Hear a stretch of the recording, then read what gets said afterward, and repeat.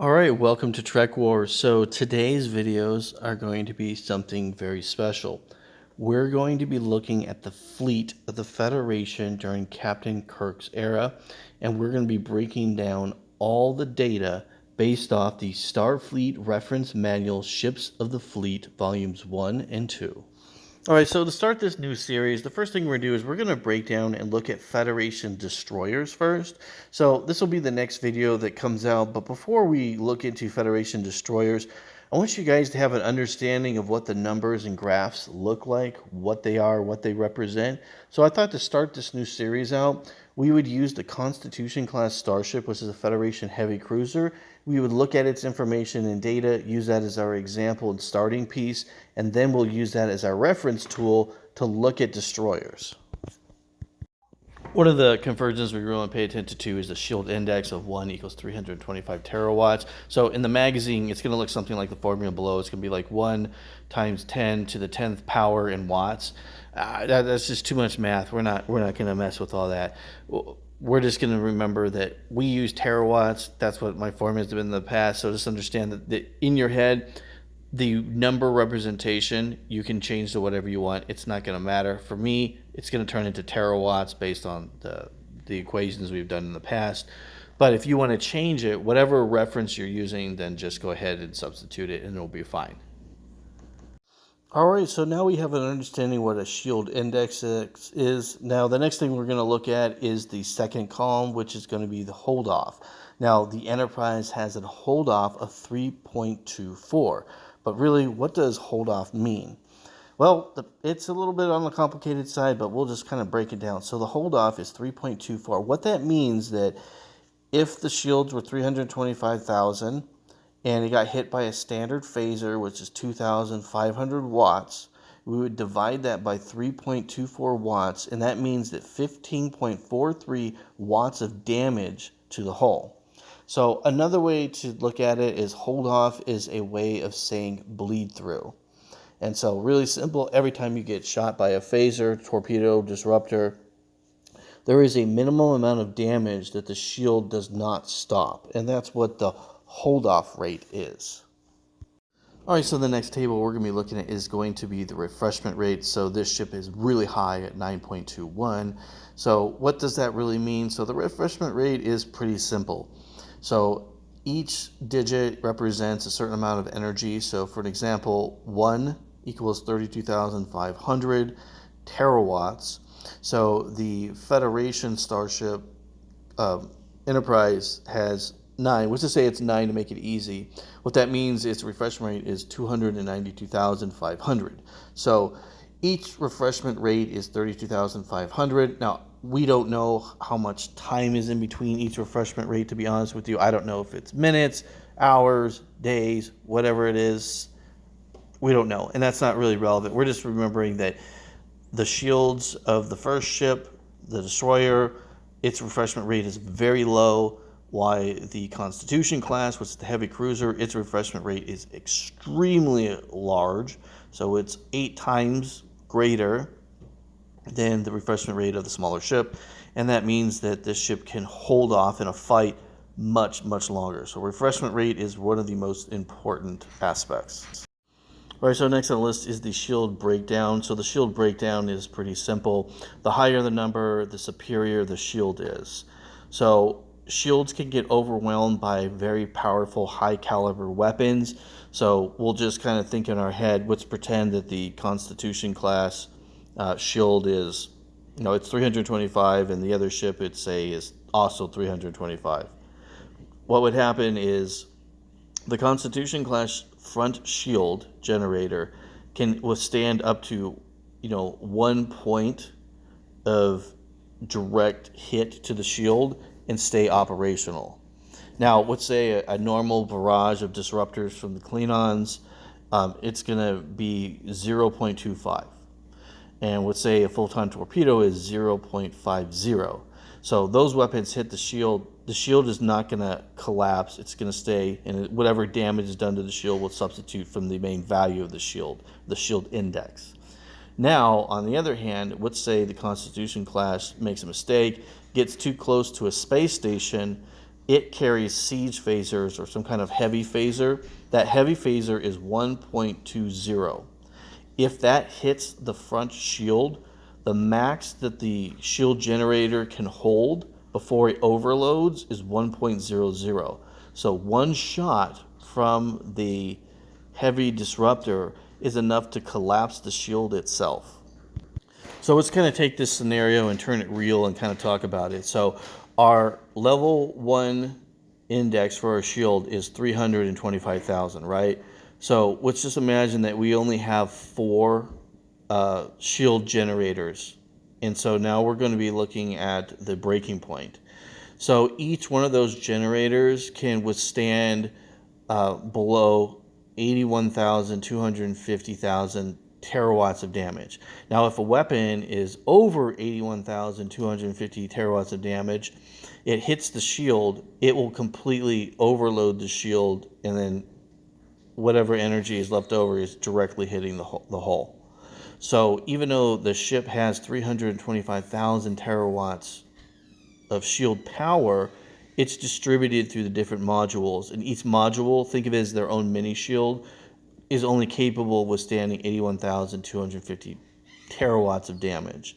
So the stronger the index is, the more solid and more like direct damage the shield can take without collapsing.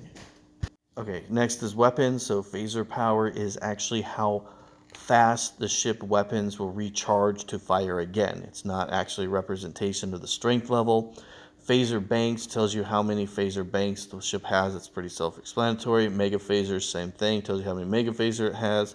And torpedoes, it tells you how many torpedo launchers it has. Now, most Federation starships have 1 torpedo module with 2 torpedo tubes, and so that's that's Starfleet standard. So remember, phaser power isn't actually the strength, but more the refreshment rate. All right, so the next thing we're going to do is we're going to be looking at impulse power, warp power. It says optimal, and I know it's optimal instead of optimal. And I don't know why the manual does it, but I just used it anyways. Then there's max and emergency. So first, impulse power is obviously impulse speed. 1.00 is how fast and maneuverable the ship is, and the warp power is the warp power, its core itself, how much energy the ship has to spread to all its different systems. We will take a look at this on the big screen after we gather all this data, and we'll explain how the power rates are going and how it affects all the systems. So the ship is going to be, instead of saying optimal, I'm going to just say standard cruising speed, because that's how I like to talk. It's a 4, the max is a 6, and the emergency is an 8. Now, just so you guys understand, the Constitution class ship based in the Kirk era is an all-around good ship. It is not designed to be specifically great at any one job. It's designed as a mass production heavy cruiser that is capable of doing everything. So when you think of one is basically the standard. And so everything is going to be comparable to the Constitution class ship, because this is one of the most mass produced starships, and the data reflects all the other ships well, and that's why I'm using it. All right, so next on our list is going to be constructed, which is going to be basically how many ships the Federation has of these starships. ECM is electrical countermeasures, so how good the jamming and stuff the ship is. And the hull is just, it's basically the weight of the ship. The more hull it is, the more armor it is. You can think of it that way, the bigger the ship. So 197, 543. You guys obviously can't see, and you'll have to wait to see what this is, but this is a good sized ship during this time period. The length of 321, the crew is 434, and the cargo is how much capacity that this thing can carry, how much like supplies. So if you're a deep space explorer, this number should be heavy.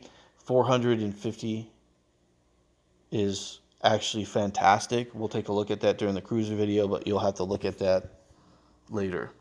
So we're going to break down the sensors and shuttlecrafts. So The sensors, long-range sensors and the short-range sensors in the Constitution class are considered level 1. That's just your standard. 12 shuttlecrafts would be your normal payload. This ship has a few more, which is at 17.